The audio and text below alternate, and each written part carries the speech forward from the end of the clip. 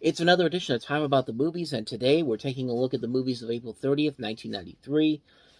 Kind of like yesterday, we're going to run through these pretty quickly because I have not seen any of these new movies that we have here, but well, we got to do something here. So let's go ahead and just jump right on and do it. We'll start off with the biggest new release of the weekend, and I use the word biggest in exclamation points because this thing barely made $2 million, so what wasn't really that big of a release, but it was the top grossing new release of the weekend, and that was the romantic comedy 3 of Heart. Picture this. You're lying on a deserted beach. Sun feels good. Now reach over to that drink beside you and take out an ice cube. Take the ice and run it down your neck. Listen, honey, go grab another ice cube, okay? Joe loves his job. So what, you dumping me? I need to figure a few things out. Where are you gonna go? I have to go. No, Ellen, wait! I'm not gonna do this. I can't imagine my life without her. Connie hires Joe. I'm Joe Casella. Are you good with women? Are you good with your job? I know women. You get Ellen back for me. Excuse me? You can break her heart and send her running back to me. Is that you? Yeah, why? It looks a little like Axl Rose. Joe, you're so sweet. Joe goes to work. So did you find her? Right on the schedule. I don't know anything about you. You cook like a chef. You look like a movie star or something. I'm a male escort and somebody hired me to show you a good time. She ate it up. Things get complicated. I just want to tell you, I think you got a lot of style. You make my heart stop. The two of you are like friends now or something? I know what I'm doing. Stay with me. Spent the night with her, Connie. How dare you? I can't do this anymore. I trusted you. Who are you? Tell her the truth. William Baldwin, Kelly Lynch, Sherilyn Fenn, 3 of Hearts, directed by Yuri Borgovich. So let me see if I get this straight. A lesbian hires her best friend to basically try to get her girlfriend back by falling in love with him. I'm really confused on how this works because for obvious reasons. And yeah, the trailer of starting off like that I was really confused when I first saw the beginning of that trailer because I thought, is this actually kind of a thriller? Is this supposed to be something more like a dramatic thriller or something like that? But no, it's a straight up romantic comedy, and okay, I guess you can go in that direction, but I'm really starting to think that this plan that this girl had is not going to turn out well because something's amiss here, and something is not really like it's okay. This is such a confusing premise. I mean, this woman who's a lesbian hires her best friend to fall in love with her best friend who's also a lesbian and convince her that heterosexual relationships are inferior to lesbian ones. And I don't know, this movie just feels like it was written by somebody who clearly has something wrong with gay people or just has no idea how gay and lesbians work and how they have relationships and everything, because this movie just feels so off on so many levels. I mean, I haven't seen it, so I can't really comment on it or really see why that is, but I don't know. I don't think this movie really had the right idea of what it wanted to be, and judging by the critical response for it, it's got like a polarizing 50 down the middle, 50%, 50% or something, like 53%. Yeah, 53%. And I don't know. Oh, by the way, I said it just made over $2 million. This thing didn't even hit $2 million. It only made $1.9 million. It was like about $85,000 away from $2 million. The thing couldn't even do that. Who knows? Maybe this is actually something that's actually maybe the trailer's not selling the movie the right way. Maybe the trailer doesn't really represent the movie itself. Maybe it's a great movie, but I've heard nobody ever talk about this movie. I've never even heard of this movie, so that should pretty much tell you what you probably need to know about it. But who knows? That's pretty much all I know about this movie in particular. Just a premise that doesn't really sound like it makes a whole lot of sense. And I'd never even heard of it up to this point, so that should probably tell you enough. And we could probably put the same things that are wrong with Three of Hearts on the trailer for the next movie that we have, Rick Moranis and Eric Idle in Splitting Heirs.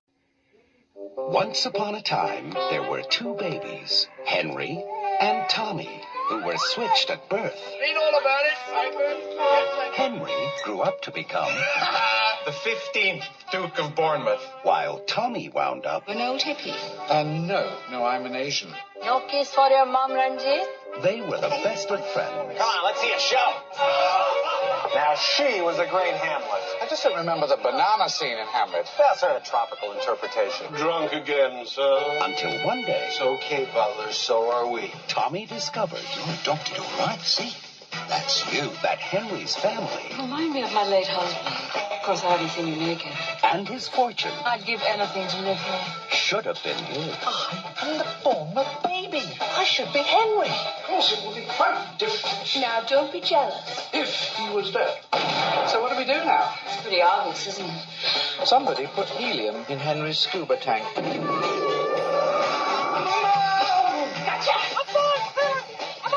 Somebody tampered with the pool suite. Accidents happen, don't they? People falling out of windows. Shooting accidents. Paul! Car crashes. Somebody is trying to kill Henry. Don't be ridiculous. Oh, get me out of this moose. Accidents.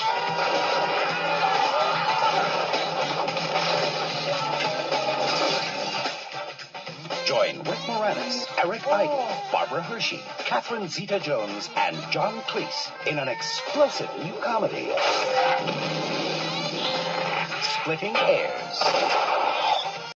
Yeah, so kind of like Three of Hearts, this movie has a premise that really doesn't make a whole lot of sense when you really think about it. Like, nobody looked at Rick Moranis' character and realized that this guy does not seem like he fits in this particular family. It's just like, it doesn't really make a whole lot of sense in terms of a story-wise, and a lot of people have said, I think, not a lot of people, but I read here that Roger Ebert basically said that the roles should have been switched around. It should have been Eric Idle in the Rick Moranis role and Rick Moranis in the Eric Idle role, and, you know, honestly, I think that probably makes a lot more sense.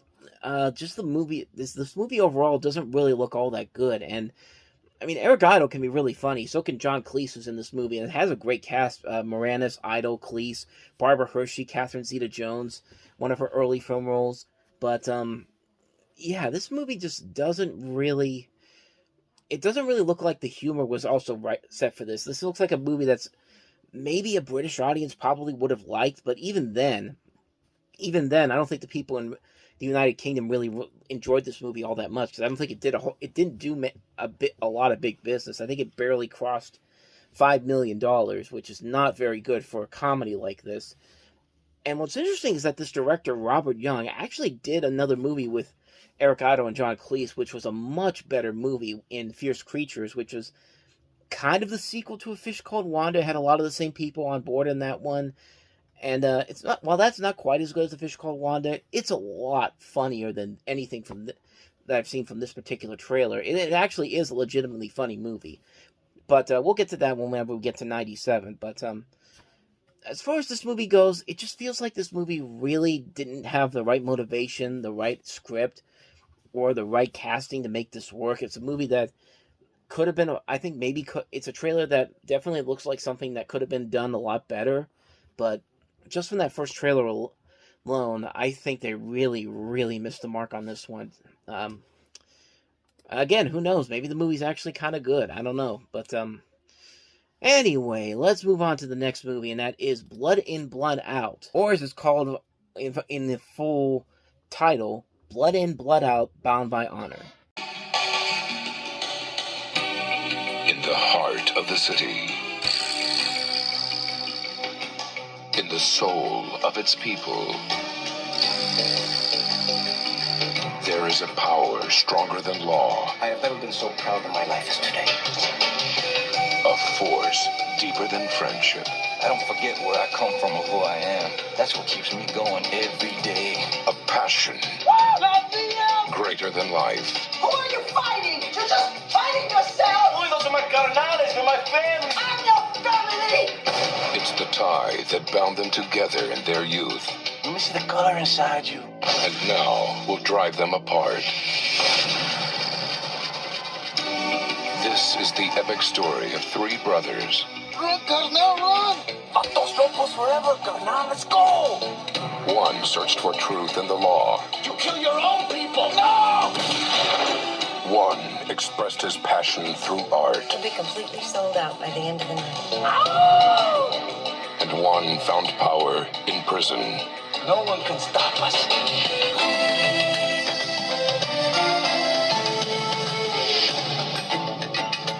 You used me.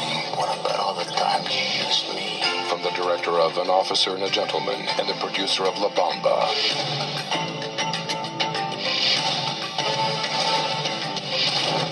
Blood in, blood out.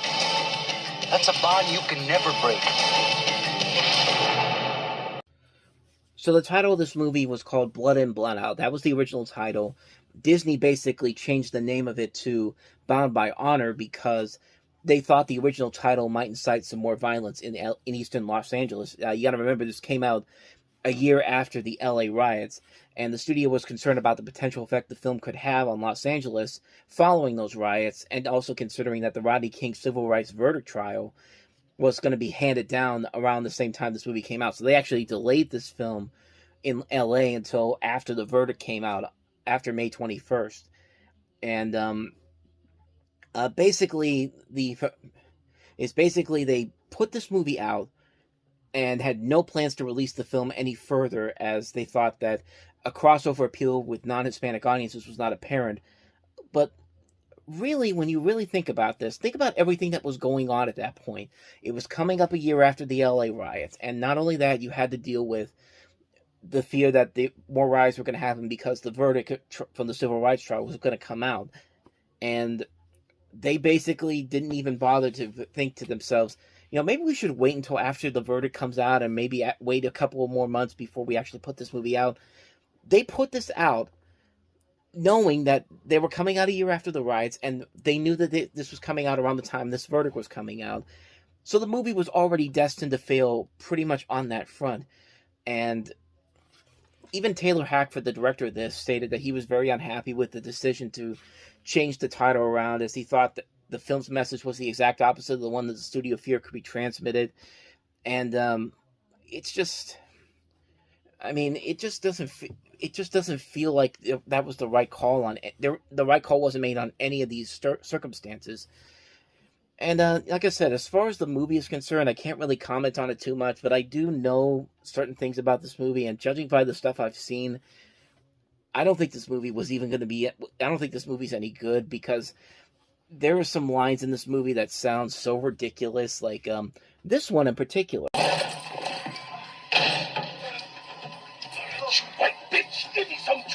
I'm sorry, man. I can't take that line seriously at all. Like, I know it's supposed to be taken in a serious setting, but you have somebody saying, "White bitch, give me some chon chon," and you can't help but laugh at how silly and ridiculous that is. It's just like, it sounds so ridiculous coming out of his mouth like that. And the way he looks at this guy during that scene that I've seen online before, it's just like, come on, man. This was meant to be taken that seriously. But, I mean, to the movie's credit, it has become a cult classic. It has had that cult following among the Mexican-American community since its release. And, there's an audience for it. And clearly maybe I'm not seeing something here that they're seeing. Like I said, I haven't seen the movie, so I can't really comment on it too much, but, I don't know. It could be something interesting. It could actually be something kind of intriguing, but I haven't heard any real strong critical praise or even praise from other people about this movie in particular, so I can't really go off on it until I actually see the movie, which I will do at some point. I am kind of curious to see what this movie is like, so one day I'll definitely check it out, but I'm not planning on seeing it anytime soon. But that's just my initial thoughts on Blood In, Blood Out, or Bound for Honor. I guess they used both titles later on down the road, but so that's that movie. Let's go ahead and move on to the next movie that we have here, and that is The Night We Never Met. You need to have a little fun in your life. You want to know what I'd like right now? I'd like to meet a girl from Norway. Pardon me. Do you know if I am Greenwich Village? All right, now. New York, the city that has it all. Where you can find anything. Half a pound of San Andre. Triple print. Heart attack, please. Except an affordable apartment. It's probably gone. It's not gone, there's a catch. There's always a catch. Now, these three strangers have come up with a perfect solution. An unequal three-way time-sharing partnership. So, for 2 nights a week, each gets the place. It could be like my own, what do you call it in the city? Pied a terre. so I'll take Monday and Saturday in case you get lucky. You're welcome to me. Thank you, God. Coming this fall to NBC. I mean, doesn't this movie seem like something that you would see on NBC? It'd be like something that airs after Friends or after Seinfeld as the next must-see TV hit. I mean, the premise sounds like a script for a TV series. Like, you have these three people, two guys and a girl. They get the same apartment. They have to share it through. They agree to get 2 days each a week, and you could just see the misadventures that would happen in between all three of these characters. And I don't know. I just never thought this was. I just didn't get the sense that this was meant to be an actual movie. Like, this was probably something that was intended to be a TV series or something like that. And they got it blown up for the big screen. But interestingly enough, this director Warren Leight, you may be familiar with because he actually is best known more for his work on Law and Order. He's one of the showrunners on Special Victims Unit, as well as In Treatment.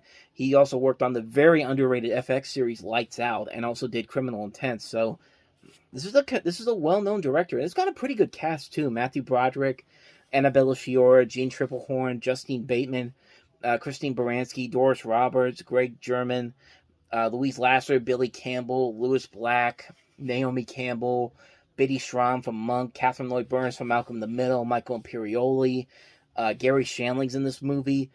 So it's got a really strong cast, so who knows, it could actually be something pretty interesting, but I don't know, that trailer didn't really sell it for me. I don't know if it's just another one of those bad trailers for a good movie, but that cast alone and that director alone's got my interest peaked, so maybe one day I'll definitely check that one out as well. So that's The Night We Never Met. Now let's move on to the last movie, probably the weirdest title of all the movies that we have this week, and that is The Pickle.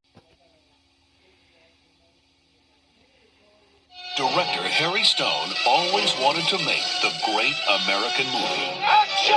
Instead, he made The Pickle. The Pickle. The Pickle.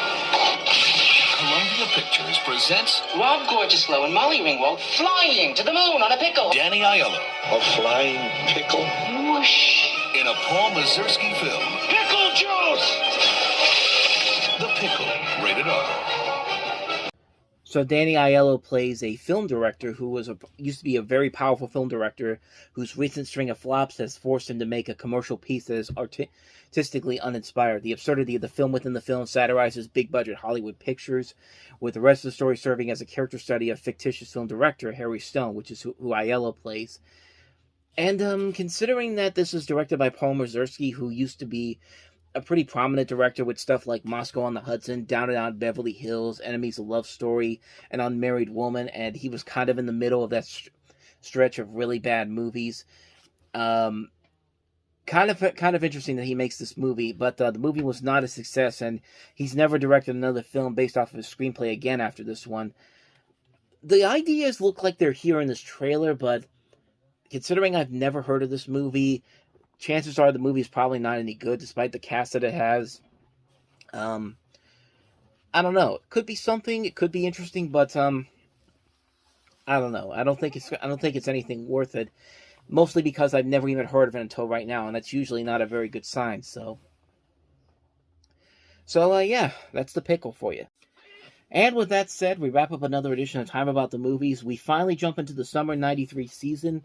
A notable summer season in particular with the next episode we do. And we've got a couple of movies of noteworthiness, including Dragon, the Bruce Lee story with Jason Scott Lee, Dave from Ivan Reitman starring Kevin Kline and Sigourney Weaver, Kenneth Branagh's star-studded Much Ado About Nothing, as well as American Heart. So 4 movies to look at next time around, and we will look at those movies on the next episode. But until then, Thank you very much for watching. If you want to see more videos like this, please hit the playlist on the next page. Check out the previous episode. And before I go, I should tell you that as of the time of recording this, it is Thanksgiving Day 2022. So happy Thanksgiving to everybody. Hope you have a great day. And I'll see you guys tomorrow night for another video. So thank you for watching. I'll see you next time. Have a great Thanksgiving. And until then, as always, take care.